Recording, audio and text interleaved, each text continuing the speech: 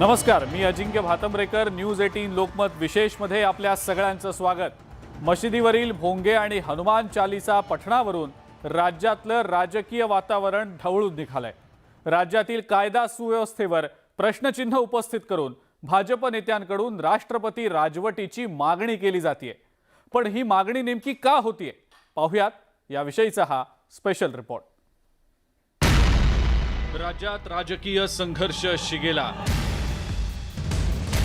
भाजप विरुद्ध महाविकास आघाडी. राष्ट्रपती राजवटीची पुन्हा चर्चा. जो उल्लेख आदित्यने केला की आपल्या बस स्टॉपचं डिझाईन, दादा तुम्ही पण केला, बस स्टॉपचं डिझाईन प्राईम मिनिस्टर ऑफिसने मागितले की दिखाइए कैसा दिखाइए. त्यांना तेच मला सांगायचं की हाच फरक आहे आमच्या राजवटीत आणि राष्ट्रपती राजवटीमध्ये. आमची राजवट बघा कशी चाललेली आहे. राज्यात भाजप विरुद्ध महाविकास आघाडी संघर्षाचा आता एक नवा अध्याय सुरू झालेला आहे. मनसे अध्यक्ष राज ठाकरेंनी मशिदीवरील भोंग्यांच्या मुद्द्यावरून राज्य सरकारला इशारा दिल्यानंतर सुरू झालेल्या राजकीय वादामुळे आता पुन्हा एकदा भाजप विरुद्ध महाविकास आघाडी सरकार असा राजकीय सामना रंगलेला आहे. गेल्या काही दिवसांमध्ये या राजकीय नाट्यात अनेक घडामोडी घडल्यात आणि त्यामुळेच आता हा राजकीय संघर्ष आणखी टोकदार होण्याची शक्यता वर्तवली जात आहे. जर सरकारमधल्या लोकांना वाटत असेल की गुंडशाही आणि झुंडशाहीला आम्ही घाबरून जाऊ, तर आम्ही शेकडो कार्यकर्ते आमचे केरळमध्ये आणि बंगालमध्ये मारून टाकले तरी आम्ही घाबरलो नाही. हे तर महाराष्ट्र आहे, आमची ताकद तेवढीच आहे.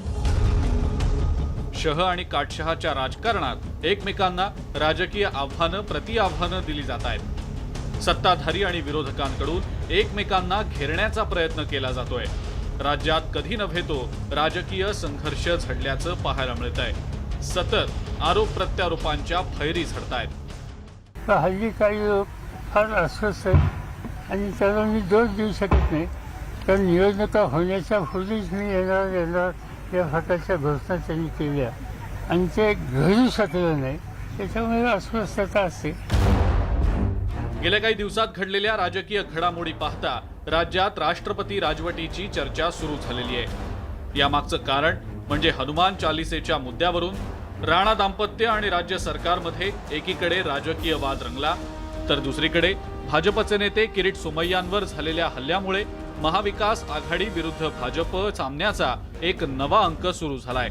किरीट सोमय्यांनी थेट दिल्लीमध्ये जाऊन या प्रकरणी केंद्रीय गृह विभागाकडे तक्रारही केली आहे आणि त्यामुळेच या राजकीय साठमारीला एक नवं वळण लागण्याची शक्यता आहे. केंद्र सरकारने चिंता व्यक्त केली आहे. घटना तुडवली जात आहे, अधिकाराचा दुरुपयोग होत आहे अशा तक्रारी आल्या आहेत. इथून निश्चितपणे कोणतरी ऑफिसर त्याला विशेष जबाबदारी दिली जाणार. हे मी जे डॉक्युमेंट दिले आहेत त्याचा तपास केला जाणार. आवश्यकता पडली इथून स्पेशल टीम पण मुंबईत जाणार.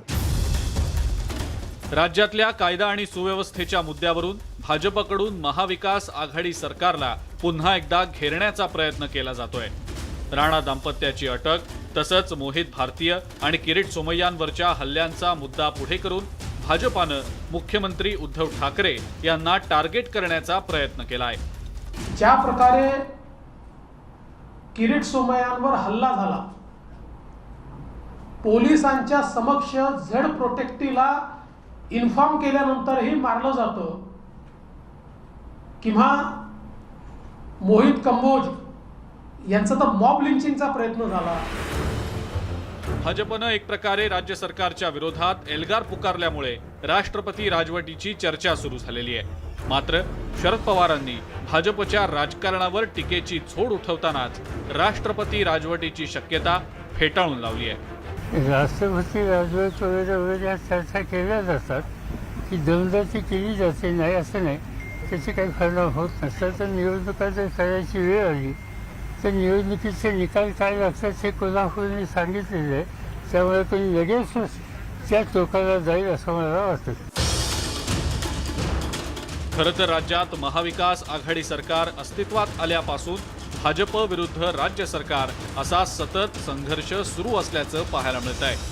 माजी गृहमंत्री अनिल देशमुख यांच्यावर 100 कोटी रुपये वसुलीचा आरोप झाल्यानंतर राज्यात राजकीय वादळ आलेलं होतं. त्यानंतर हा मुद्दा लोकसभेतही गाजला होता. त्यावेळी भारतीय जनता पार्टीच्या राज्यातल्या नेत्यांनी राज्यात राष्ट्रपती राजवट लागू करण्याची मागणी केली होती. आता हनुमान चालीसा पठणाच्या निमित्तानं झालेल्या या राजकीय संघर्षाच्या पार्श्वभूमीवर भाजपनं आता पुन्हा एकदा आक्रमक भूमिका घेतलेली आहे.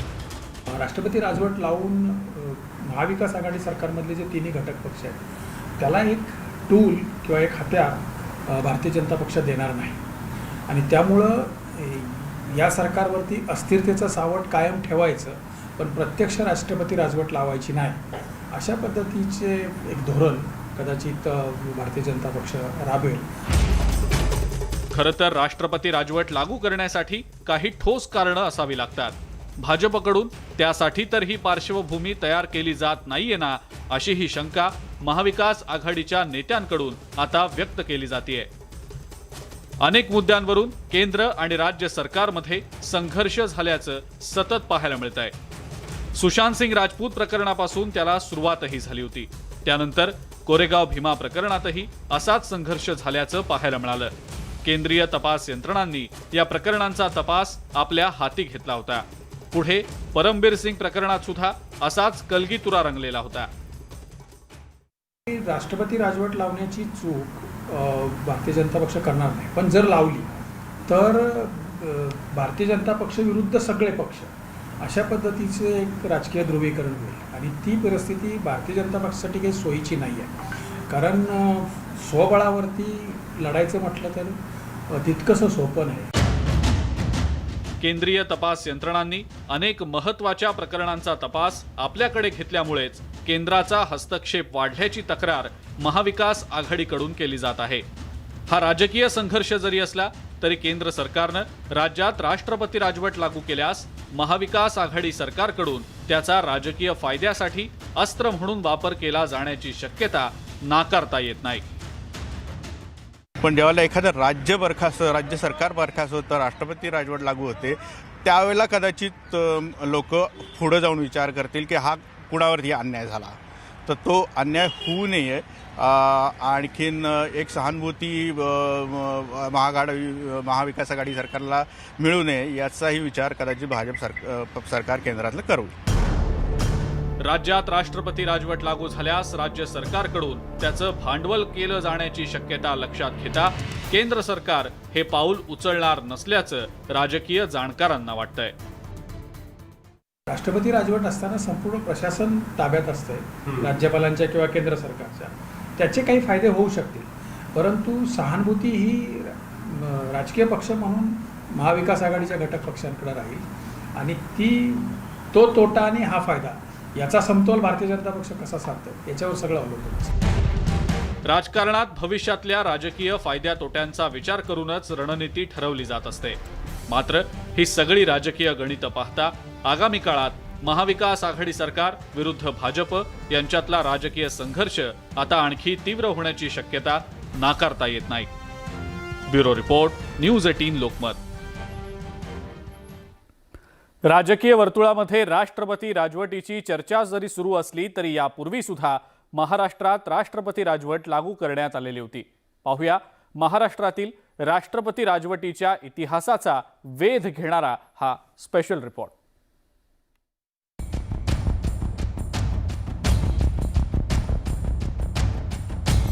गेल्या काही दिवसात राज्यातलं राजकारण अक्षरशः हातघाईवर आल्याचं पाहायला मिळतंय.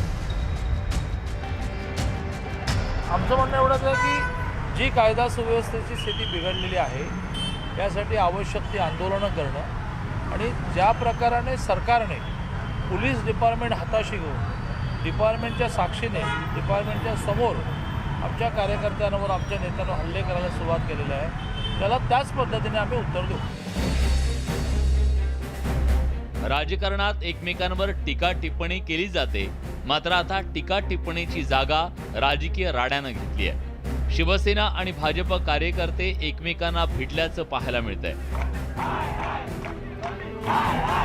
तिथे पवार साहेबांच्या घरावरती गेले इथे मातोश्रीवर घुसण्याचा प्रयत्न करत होते. पोलीस आहेत ठीक आहे, पण शिवसैनिक हे प्रतिकार करतात. मग संघर्ष निर्माण करायचा, संघर्ष निर्माण करून दंगल सदृश्य परिस्थिती निर्माण करायची. मग ते एकदा मनाप्रमाणे त्यांच्या घडलं की राज्यपाल त्यांचेच आहेत. मग राज्यपालाकडून राष्ट्रपती राजवटीची शिफारस करायची.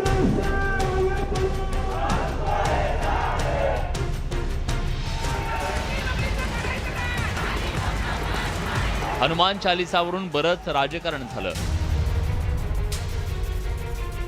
एकमेकांवर आरोप प्रत्यारोप झाले. मुंबईच्या रस्त्यांवर राजकीय रणकंदन पाहायला मिळालं.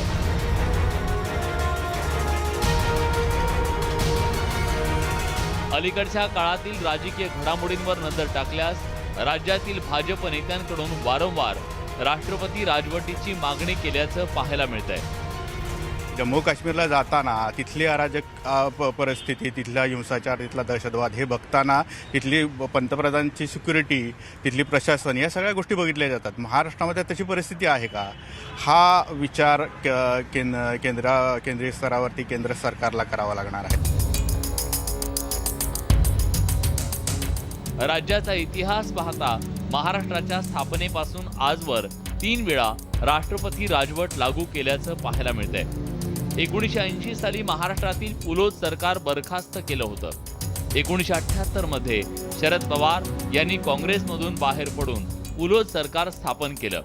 मात्र तत्कालीन पंतप्रधान इंदिरा गांधी यांनी पुलोद सरकार बरखास्त करून राज्यात राष्ट्रपती राजवट लागू केली होती. सत्ता गेली तर त्या दिवशी म्हणजे मला आठवतंय 78 साली 80 साली माझं सरकार बरखास्त केलं आणि बरखास्त केलं ही बातमी मला रात्री 12:30 वाजता मुख्य सचिवांनी सांगितली. 12:30 वाजता 3-4 मित्रांना आम्ही बोलवलं, घरातलं सामान आवडलं आणि सकाळी 7 वाजता मी दुसऱ्या जागेत राहायला गेलो. सरकारची गाडी होती आणि त्या दिवशी इंग्लंड विरुद्ध इंडिया क्रिकेटची मॅच होती. 10 वाजता मी वानखेडे स्टेडियमवर मॅच बघायला गेलो आणि दिवसभर मॅच एन्जॉय केली. शरद पवार यांच्या नेतृत्वाखाली असलेलं पुलोद सरकार बरखास्त केल्यानंतर जवळपास 3 दशकांनी पुन्हा एकदा महाराष्ट्रात राष्ट्रपती राजवट लागू करण्यात आली. 2014 साली आघाडी सरकारमधून राष्ट्रवादी काँग्रेसनं बाहेर पडण्याचा निर्णय घेतला तेव्हा मुख्यमंत्री पृथ्वीराज चव्हाण यांना राजीनामा द्यावा लागला. त्यामुळे ऐन विधानसभा निवडणुकीच्या तोंडावर काही कालावधीसाठी महाराष्ट्रात राष्ट्रपती राजवट लागू करण्यात आली होती. आत्ताची जी महाराष्ट्रातली परिस्थिती आहे म्हणजे एखादा मंत्री भ्रष्ट आहे किंवा मोर्चे काढतायत किंवा एखाद्याच्या मोटारवर दगडफेक झाली, या कारणास्तव राष्ट्रपती राजवट लागू करता येणार नाही असा बोमई केसचा निकाल आहे. आणि तसं जर का केलं तर अर्थातच सुप्रीम कोर्टाकडनं ती रद्द होईल.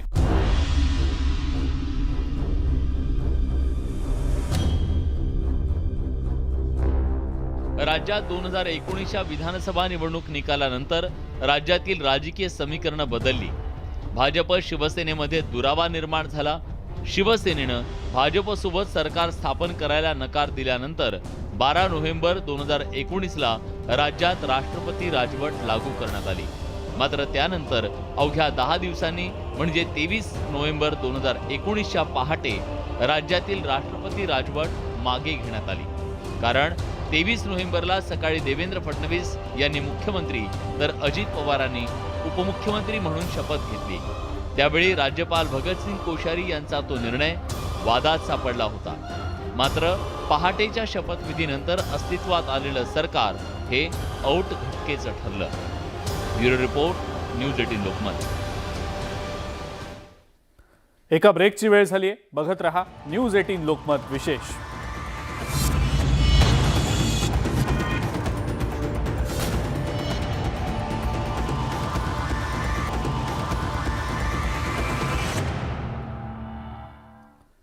ब्रेकनंतर आपल्या सगळ्यांचं पुन्हा एकदा स्वागत. सध्या राज्यात राष्ट्रपती राजवटीची चर्चा जरी सुरू असली तरी कोणत्या परिस्थितीत राष्ट्रपती राजवट लागू केली जाते, संविधानात त्यासाठी कोणत्या तरतुदी करण्यात आलेल्या आहेत, याविषयी सर्वोच्च न्यायालयाला नेमके कोणते अधिकार आहेत, या सगळ्या प्रश्नांचा उलगडा करणारा हा स्पेशल रिपोर्ट पाहूया. कोणत्याही राज्यातील सरकार बरखास्त करून राष्ट्रपती राजवट लागू करण्यासाठी राज्यघटनेत काही तरतुदी करण्यात आल्या. काही ठराविक परिस्थितीतच राष्ट्रपती राजवट लागू करता येते. त्यात राज्य सरकारकडून घटनात्मक पद्धतीनं कारभार न करणं, केंद्र सरकारचे कायदे आणि नियमांना राज्य सरकारकडून डावलणं, राज्य सरकारकडे बहुमत नसणं अथवा राज्यात सरकार अस्तित्वात न येणं अशा परिस्थितीत केंद्र सरकारला राष्ट्रपती राजवट लागू करण्याचा अधिकार आहे. शासकीय कारभार संविधानानुसार चालणं शक्य नसल्याचा अहवाल राज्यपालांनी राष्ट्रपतींना दिल्यास अथवा तसा अहवाल दिला नसतानाही राष्ट्रपतींची तशी खात्री झाल्यास राज्यात राष्ट्रपती राजवट लागू करता येते. राज्याची जी कार्यकारी सत्ता आहे ती राष्ट्रपतींकडे जाते. जी विधानसभेचं कायद्याची सत्ता आहे ती संसदेकडे जाते. पण याच्यामध्ये हायकोर्टावर कुठलाही परिणाम होत नाही, ज्युडिशरीवर कुठलाही परिणाम होत नाही आणि जनतेच्या मूलभूत अधिकारांवरही कुठलाही परिणाम होत नाही. राज्यात राष्ट्रपती राजवट लागू केल्यानंतर राज्याचे सर्व अधिकार हे राज्यपालांच्या अखत्यारीत जातात. राज्यपालांच्या सूचनेवरून केंद्र सरकार याबाबतचे बरेच निर्णय घेऊ शकतं. म्हणजे पूर्ण शासन व्यवस्था राज्यपालांच्या मार्फत चालते. आधीच्या सरकारनं मंजूर केलेल्या अर्थसंकल्पातील तरतुदीप्रमाणे खर्च केला जातो. मात्र नवीन खर्च करण्याचा अधिकार राज्यपालांना देण्यात आला नाही. त्यामुळे राज्यपालांना राज्यासाठी नवीन योजना जाहीर करता येत नाही. परिणामी राज्यातील जनतेला त्याची झळ सोसावी लागते. मात्र राज्यपालांना जीवनावश्यक मुद्द्यांवर निर्णय घेण्याचा अधिकार देण्यात आलाय. आपल्या राज्यघटनेनुसार जर का संसदेमध्ये पूर्ण बहुमत जर का एखाद्या पंतप्रधानाला असेल तर त्याचा सल्ला राष्ट्रपतींवर पण बंधनकारक असतो आणि राज्यपालांवरही एका अर्थाने बंधनकारक असतो. कारण राज्यपाल नेमणं हेही राष्ट्रपतींच्या हातात आहे आणि त्यांना काढून टाकणंही राष्ट्रपतींच्या हातात आहे. त्यामुळे पंतप्रधान शेवट अल्टिमेटली सगळं पॉवर सेंटर जो आहे तो पंतप्रधान आहे, तर राष्ट्रपती पण नाही आणि गव्हर्नर पण नाही. ही घटनेची पोझिशन आहे आता. राष्ट्रपती राजवटीच्या कालावधी संदर्भात काही नियम घालून देण्यात आलेत. राष्ट्रपती राजवटीचा कालावधी हा किमान 6 महिने आणि कमाल 3 वर्षांपर्यंत असू शकतो. राष्ट्रपती राजवटीच्या दरम्यान कोणत्याही पक्षाला सत्ता स्थापनेचा दावा करता येतो. दावा केलेल्या पक्षानं बहुमत सिद्ध केल्यास नवीन सरकार स्थापन होताच राष्ट्रपती राजवट आपोआप संपुष्टात येते. मात्र त्या 6 महिन्यात कोणत्याही पक्षाला सत्ता स्थापन करण्यात यश आलं नाही तर मध्यावधी निवडणूक घेतली जाते. राष्ट्रपती राजवटीच्या कालावधीत वाढ करायची असल्यास केंद्र सरकारला संसदेत त्याविषयीचा ठराव मंजूर करावा लागतो आणि त्यानंतर राष्ट्रपती राजवटीचा कालावधी वाढवण्यात येतो. घटनेप्रमाणे कारभार चालत नसेल. आता याला घटना समितीमध्ये खूप विरोध झाला होता खरं आणि त्यावर आंबेडकर असं म्हणाले होते की 356 कलम जे आहे that will remain a dead letter in the constitution. त्याचा उपयोग केला जाणार नाही. परंतु प्रत्यक्षामध्ये सगळ्यात जास्त दुरुपयोग कुठल्या कलमाचा केला गेला असेल तर तो 356चा केला गेला आहे. आजवर देशातील विविध राज्यात जवळपास 131 वेळा राष्ट्रपती राजवट लागू करण्यात आली. त्यात सर्वाधिक मणिपूरमध्ये 10 वेळा राष्ट्रपती राजवट लागू करण्यात आली. उत्तर प्रदेशात 9 वेळा तर पंजाब, बिहारमध्ये 8 आणि जम्मू काश्मीरमध्ये प्रत्येकी 8 वेळा राष्ट्रपती राजवट लागू करण्यात आली. तर कर्नाटकात 6 वेळा राष्ट्रपती राजवट लागू करण्यात आली होती. मात्र राष्ट्रपती राजवट रद्द करण्याचा अधिकार सुप्रीम कोर्टाला आहे. जरी राष्ट्रपती राजवट लादली गेली तरी त्याच्या विरुद्ध अपील हे हायकोर्ट किंवा सुप्रीम कोर्टाकडे करता येतं आणि सुप्रीम कोर्टाला ज्युडिशियल रिव्ह्यूचा अधिकार आहे. ती राष्ट्रपती राजवट घटनाबाह्य आहे असं सर्वोच्च न्यायालय ठरवू शकतं. त्यामुळे आणि असं आत्ता गेल्या काही दिवसात उत्तराखंडमध्ये उदाहरणार्थ राष्ट्रपती राजवट लागू झाली, ती सुप्रीम कोर्टाने घटनाबाह्य ठरवली. तर ते ठरवण्याचा अधिकार आहे सर्वोच्च न्यायालयाकडे. राष्ट्रपती राजवट ही अपवादात्मक परिस्थितीत लागू केली जाते. त्यासाठी घटनात्मक काही तरतुदी करण्यात आल्यात. मात्र आजवरचा इतिहास पाहिल्यास अनेक राज्यात राष्ट्रपती राजवट लागू केल्याचं पाहायला मिळतंय. Bureau report, news 18 Lokmat. पोलिसांनी गुन्हा उघड करण्याऐवजी बनावट पुरावे तयार करण्याचा गुन्हा केल्याचं समोर आलेलं आहे. सातारा जिल्ह्यातल्या सैदापूर गावातला हा सगळा धक्कादायक प्रकार उघडकीला आलाय. गावातील एका व्यक्तीनं टँकर चालकाला मारहाण केली आणि त्याच्या अंगावर तलवारही उगारली. यामध्ये टँकर चालक जखमी झाला. त्यानं आरोपी विरोधात तक्रार दाखल केली. मात्र पोलीस आरोपीवरच मेहरबान झाले आणि आरोपीवर हत्येच्या गुन्ह्याऐवजी दंगलीचा गुन्हा दाखल केला. इतकंच काय, पण पोलिसांनी आरोपीला अटक करण्याऐवजी त्यानं वापरलेल्या तलवारीप्रमाणे तलवार बनवण्यासाठी खटाटोप केला. सदरक्षणाय खलनिग्रहणाय हे वाक्य घेऊन चालणाऱ्या पोलीस खात्यात वडाची साल पिंपळाला लावण्याचे प्रकार सर्रास घडत असतात. जोपर्यंत हा जयद्रणी हा सूर्य होत नाही तोपर्यंत प्रत्येक जण बचावाचं आपलं कार्य जे आहे ते करत असतो. न्यूज 18 लोकमतच्या माध्यमातून आम्ही तुम्हाला असं काही दाखवणार आहोत की ते पाहिल्यानंतर तुम्ही अवाक व्हाल.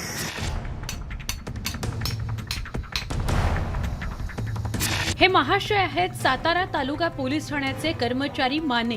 अवजारं बनवण्यात पारंगत घिसाडी समाजातील कुटुंबाकडे ठाण मांडत त्यांनी तलवार बनवून देण्याची मागणी केली आहे. पण पोलीस कर्मचारी आणि तलवारीचा काय संबंध असा प्रश्न नक्कीच पडला असेल. तर एका प्रकरणाचा सोक्षमोक्ष लावण्यासाठी पोलिसांची ही धडपड सुरू आहे. सैदापूर गावात पाणी टंचाईवर उपाय म्हणून मागवलेल्या टँकरमुळे स्थानिक आणि सोमनाथ केदारांच्या घरासमोरील फरशी फुटली. यामुळे संतापलेल्या तुषार केदारनं आधी टँकर चालकाला मारहाण केली आणि मध्यस्थीसाठी आलेल्या साईल गवरेवर तलवार उगारली. या हल्ल्यात जबर जखमी साईलला टाके पडले. फरशी फुटल्यामुळे ते आवाजाला बाहेर आले डायरेक्ट ते शिव्याच द्यायला लागले. त्यांचा मुलगा आला तुषार सोमनाथ केदार, ते आला डायरेक्ट पहिला ड्रायव्हरला मारलं. त्यानं त्याचे वडील सोमनाथ केदार झटापटी झाली.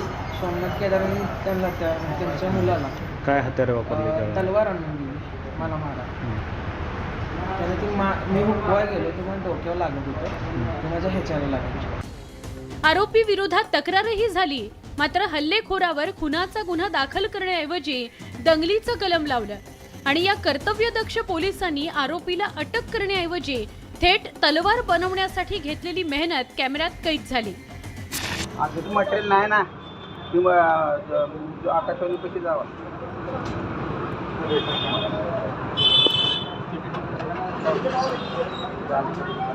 इकडून दुसरं हा राजवेळा कुठं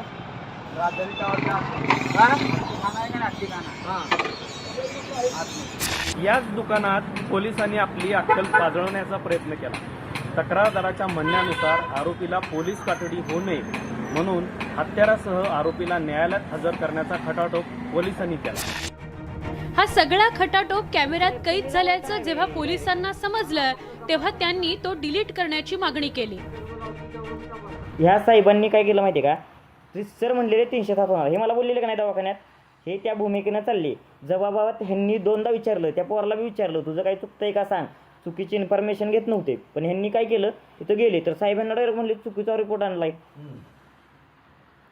आणि दुपारी काय झालं, हे गेले एकाकडे हत्यार बनवाय, तिथं झाली व्हिडिओ. परत त्यांनी काय सांगितलं आमच्याकडे मटेरियल नाही. बरोबर आहे का, हे व्हिडिओमध्ये होतं सगळं, ऐकलंय मी स्वतः. आमच्याकडे मटेरियल नाही, तुम्हाला आकाशवाणीत भेटेल. बरोबर आहे का सगळं, काय चुकतंय का माझं? मी बघितलेलं आहे, मी तिथं होतो का, म्हणजे मी बघितलं असेल का नाही तुम्ही मला सांगा. हे सगळं त्यात स्पष्ट आलेलं आहे, बनवून द्या म्हणलेलं, ही करायचे ती करायची सगळं आलंय व्हिडिओमध्ये. आणि गुन्हेगाराला घेऊन बसलाय तुम्ही शेजारी, हे पण आलंय. कट करत मी नाही सांगितलं, साहेबांनी पाठवलं. गुन्हेगारांच्या फायद्याच्या दृष्टीनं पोलिसांची कारवाई पाहून फिर्यादीचे नातेवाईक आक्रमक झाले. त्यामुळे हा सगळा प्रकार वरिष्ठांच्या सांगण्यावरून केल्याचं पोलीस कर्मचारी मानेंनी कबूल केलं. मला काय राग आला माहिती आहे का, तुम्ही तलवार बनवाय गेला, तुम्ही काय म्हणला सहकार्य करतोय बाबा गुन्हेगाराला शिक्षा भेटणारच, पण तुम्ही जाऊन काय तलवार बनवून आला. त्यामुळं मी नाही बनवली, साहेबांनी सांगितलं दाखवलं पाहिजे दप्तर. आपण घोडके साहेबांनी काय सांगितलं तुम्हाला? तलवार बनवा. होय, हो. पण मग तुमच्याकडे तपास आहे तर त्यांचं काय ऐकायचं? तुम्ही तपास तुमच्याकडे आहे ना. सांगितलं ना, आरोपीला अटक करावं लागते. हा, आरोपीला अटक करावं लागते. होय, म्हणजे जर तलवार नसती भेटली तर अटक करायला लागली असती का? 307 गुन्हा झाला पाहिजे ना या बाबतीत, पण मग करायला पाहिजे होता तुम्ही, माहिती आहे का? मी कसं करणार? आता तुम्ही तपास कोणाकडे आहे? तुम्ही म्हणताय तपास माझ्याकडे आहे. अधिकारी माझ्यावरती आहे ना. घोळ कुणाचा आहे नक्की? खयात घोळ कोण करतंय त्याचं नाव सांग.